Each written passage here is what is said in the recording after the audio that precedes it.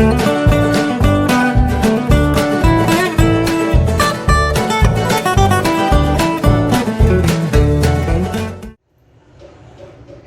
Student, chemistry की online class में आपका स्वागत है। आज हम पढ़ेंगे लेसन 2 से इंपॉर्टेंट क्वेश्चन, विलयन की सांद्रता ज्ञात करने की विधियां।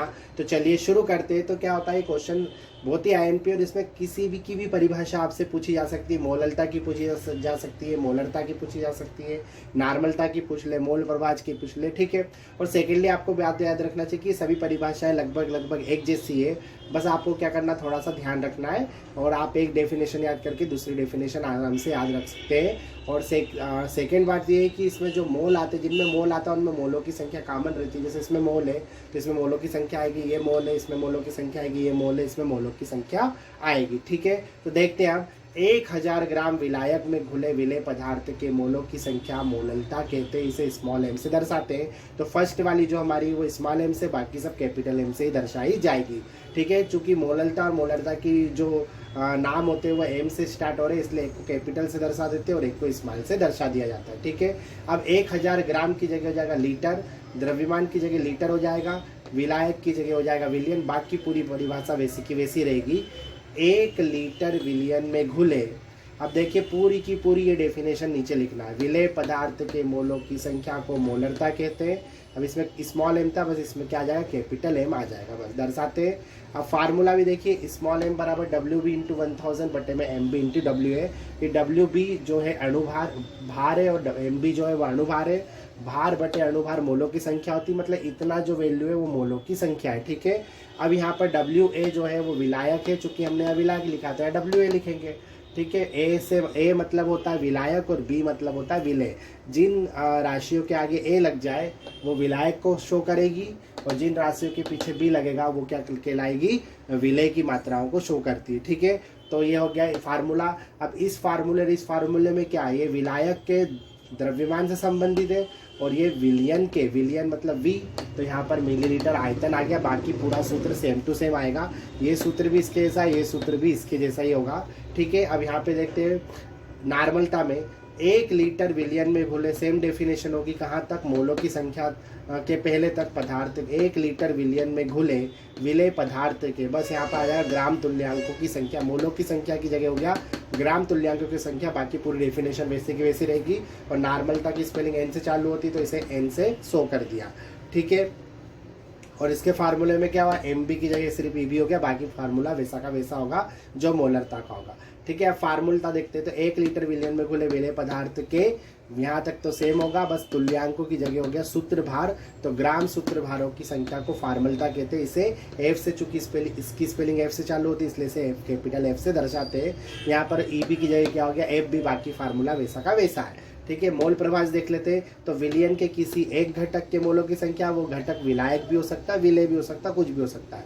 और मोलों की संख्या और विलायकों के कुल मोलों की संख्या, मतलब विलियन के कुल मोलों की संख्या मतलब होती है कि जितने भी उसमें घटक हो सबके मोलों की संख्या को जोड़ दिया जाए। अगर चूंकि 2 घटक हो तो ए और बी, तो दोनों के मोलों की संख्या को जोड़ना होगा। तो कुल मोलों की संख्या के अनुपात को मोल प्रभाज कहते हैं। इसे एक्स से दर्शाते। मोल प्रभाज को किससे दर्शाते, एक्स से। इसे मोल फ्रैक्शन भी बोला जाता है।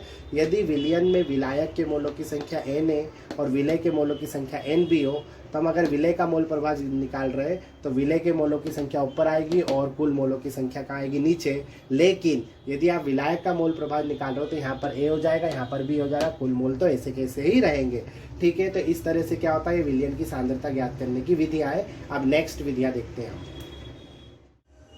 तो बच्चा पार्टी अगला देखते हैं, द्रव्यमान प्रतिशत। द्रव्यमान प्रतिशत में पता है कि हमें द्रव्यमान मतलब द्रव्यमान से रिलेटेड होगा, प्रतिशत मतलब 100 होगा, ठीक है। तो द्रव्यमान के अनुसार विलेय के भागों की संख्या, जो द्रव्यमान के अनुसार विलियन के 100 भागों में विलेय के कितने भाग घुले हुए, उसी को बोला जाता है द्रव्यमान प्रतिशत। इसे स्मॉल डब्ल्यू बटे में कैपिटल डब्ल्यू परसेंटेज द्वारा दर्शाया जाता है, ठीक है। अब हम चूंकि विलेय के भागों की संख्या देख रहे हैं तो विलेय का भार रखा जाएगा ऊपर और विलियन का भार, चूंकि विलियन का भार विलेय और विलायक दोनों के भार का कैलकुलेशन होता है, मतलब एड होता है, सम होता है, मतलब उन दोनों को जोड़ दिया जाता है, तो इस आधार पे निकाला जाता है। तो W A plus W B आएगा बटे में कुल के लिए, और चूंकि 100 भाग है, परसेंटेज है, तो गुणे में कितना आ जाएगा, 100 आ जाएगा, ठीक है। अब जो आयतन प्रतिशत है, आयतन प्रतिशत आपको याद करने की जरूरत ही नहीं, अगर आपको द्रव्यमान प्रतिशत याद है, आपको सिर्फ द्रव्यमान हटाना है और आयतन लगाना है, ठीक है, बस इतना सा होगा।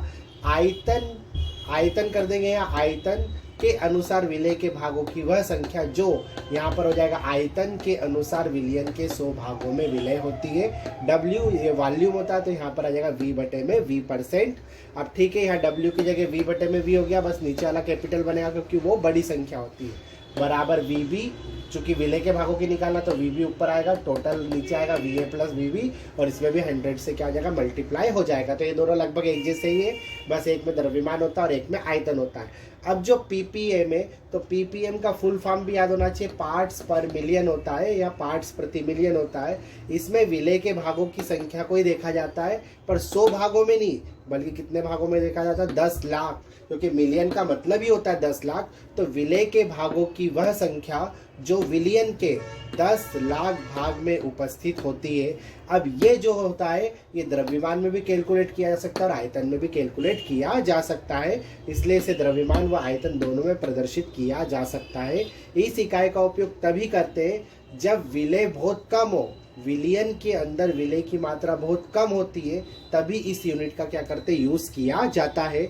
अब चूंकि फार्मूला ये था इनका, ठीक है, बस आप द्रव्यमान प्रतिशत में गुणी में 100 की जगह क्या कर दो, 10 की घात 6 कर दो, क्योंकि 10 लाख में 6 जीरो होते हैं, तो वो बन जाएगा किसका, द्रव्यमान के अनुसार ppm। और अगर आयतन प्रतिशत के फार्मूले में 100 की जगह आप 10 की घात 6 कर दो, तो वो बन जाता है मतलब आयतन के अनुसार ppm, ठीक है।